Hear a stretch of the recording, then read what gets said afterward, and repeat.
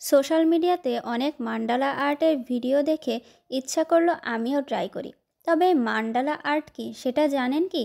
তবে চলুন আজকে মান্ডালা আর্টটা করতে করতে আপনাদের সাথে সে বিষয়ে কিছু কথা শেয়ার করি।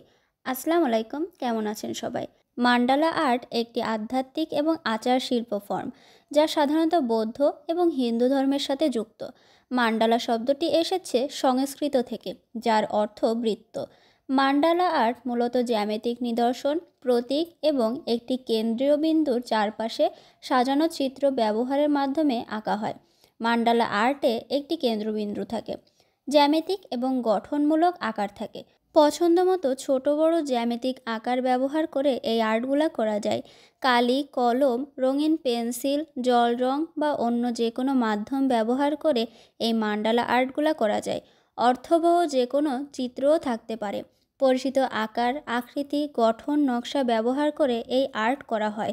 সাধারণত বৌদ্ধ সাধকদের হাতে শুরু হওয়া মান্ডালা আর্টে পাওয়া যায় একটি বৃত্ত, সাথে তার চারপাশে বেশ কয়েকটি চতুর্ভুজ।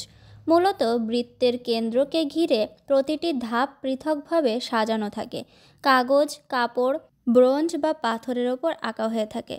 ধর্ম, সমাজ, সংস্কৃতি সব কিছু ছাপিয়ে এই মান্ডালা আর্ট তার দুর্দান্ত উপস্থাপনা নিয়ে সাধারণ মানুষের মন জয় করে চলেছে। প্রতিটি মান্ডালা আলাদা ধাঁচের হয়, প্রতিটি তার রঙিন বৈশিষ্ট্য নিয়ে সুন্দর।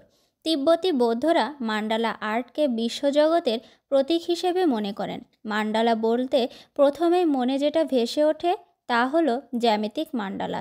যে কোনো মান্ডালা আর্ট করতে গেলে জ্যামিতিক মান্ডালাকে প্রাথমিকভাবে ব্যবহার করতে হয়। এছাড়াও মান্ডালা আর্টগুলা ছোট বড় রেখা এবং কারুকাজের মাধ্যমে ফুটিয়ে তোলা হয়, তবে বেশিরভাগ ক্ষেত্রেই চতুর্ভুজ আঁকা হয়ে থাকে। মান্ডালা আর্ট মানুষের মধ্য দিয়ে শিল্পকে বিকশিত করার মাধ্যমে মানসিক প্রশান্তিকে বাড়িয়ে দেয়। মান্ডালায় ব্যবহৃত উজ্জ্বল রং মানুষকে ভীষণভাবে প্রভাবিত করে। আমি আগে মান্ডালা আর্টগুলো দেখে ভাবতাম এগুলা করা অনেক বেশি কঠিন, কিন্তু যে কোনো কিছু চেষ্টা প্র্যাকটিসের দ্বারাই সহজ হয়ে ওঠে। আমি চেষ্টা করার পর বুঝলাম মান্ডালা আর্টগুলো করা খুব সহজ। তবে প্রথমে পেন্সিল দিয়ে বেসিক করে নিয়ে তারপর পেন দিয়ে আর্টগুলো করতে হয়। বিভিন্ন ধরনের কালার পেন দিয়েও মান্ডালা আর্টগুলো করা হয়, তবে আমার কাছে কালো পেন দিয়ে করা আর্টগুলো বেশি ভালো লাগে। আজকে প্রথম আমি মান্ডালা আর্ট ট্রাই করছি। আজকের মান্ডালাটা কিছুটা গোল শেপের, এর ভেতরে বিভিন্ন ধরনের নকশা আমি করে নিয়েছি। তো আজকে আমার প্রথম করা মান্ডালা আর্টটা আপনাদের কাছে কেমন লাগলো অবশ্যই কমেন্টের মাধ্যমে জানাবেন।